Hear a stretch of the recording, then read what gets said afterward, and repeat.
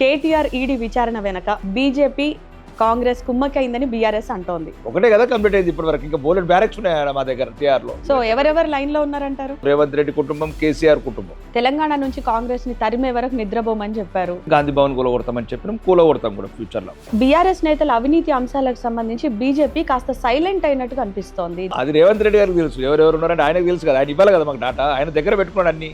రాష్ట్రంలో బీజేపీ దూకుడు కొంచెం తగ్గినట్టు కనిపిస్తుంది. రేపు ఎలక్షన్స్ పెట్టినా ఈ రోజు బీజేపీ ప్రభుత్వం అధికారంలోకి వస్తుంది. ఇప్పుడు మీ పార్టీలోనే ఒకరు సపోర్ట్ చేస్తే హైడ్రాని ఇంకొకరు వ్యతిరేకిస్తున్నారు. ఎవడైతే కొవ్వెక్కున్నాడో, ఎవడైతే బలంగా చెరబట్టిండో చట్టాలని. మూసి సుందరీకరణ కూడా చాలా బాగా చేస్తామని ఎన్నో మాటలు చెప్తున్నది కదా కాంగ్రెస్. కొడంగల్కు, నల్గొండకు, ఖమ్మంకు లేని చట్టాలు ఈ పేదల గురించి ఎందుకండి? ఇప్పుడు కాంగ్రెస్ లో రేవంత్ రెడ్డి ఏమో సపరేట్ గా ఒక సర్వే చేయిస్తున్నాడు. ఇక్కడ రేవంత్ రెడ్డి మీద కూడా రాహుల్ గాంధీ ఒక సర్వే చేయించు. అయినది కొడంగల్ ఓడిపోయిండు, కామారెడ్డి ఓడిపోయిండు, ఆయన నాయకుడు ఎట్లా అవుతాడండి? ఇది కూడా నాయకుడు అని మొత్తం.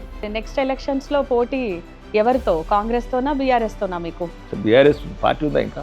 రీసెంట్లీ కోమటిరెడ్డి గారికి మీరు వార్నింగ్ ఇచ్చారు. ఆ 10 నెలల నుంచి పడుకుని సంవత్సరం అయింది ఆయన పడుకొని. బీఆర్ఎస్ బలం తగ్గడం అనేది కూడా బీజేపీకి ఏమన్నా బలం పెరిగిందా? బీఆర్ఎస్ అనేది అయిపోయిందండి, అది కాలగర్భంలో కలిసిపోయింది, పోతుంది. ఎర్రచందనం అనేది ఎంతో మంది జీవితాల్లో విషాదం నింపింది. సో మీరు ఆ బిజినెస్ చేశారు కాబట్టి అందులో ఉండే కష్టాలు ఏంటి అంటే పుష్ప లెవెల్లో చంద్రబాబు నాయుడు దుకాణం పెట్టుకున్నాడు, వైఎస్ రాజశేఖర రెడ్డి దుకాణం పెట్టుకున్నాడు, జగన్మోహన్ దుకాణం, వాళ్ళ దగ్గరికి వెళ్ళి కొన్నాను. సో అల్లు అర్జున్ అరెస్ట్ విషయాన్ని మీరు ఎలా చూస్తారు? అల్లు అరవింద్ కుటుంబానికి కోకాపేట అని ల్యాండ్స్ ఉంటాయి, ఆ ల్యాండ్స్ కు రేవంత్ రెడ్డి గారికి ఎప్పుడో డిస్ప్యూట్స్ ఉన్నాయి. పుష్ప లెవెల్లో పరిస్థితి ఉందా అని అడుగుతున్నా. పెద్ద ప్రపంచంలో ఆడే అవతార్ సినిమా చేయలేదు. ఏం సినిమా అండి అది? పానికిరాని వేదవల్లిలో. గోల్కొండలో కాషాయ జెండా ఎగరేసే బలం ఉందంటారా?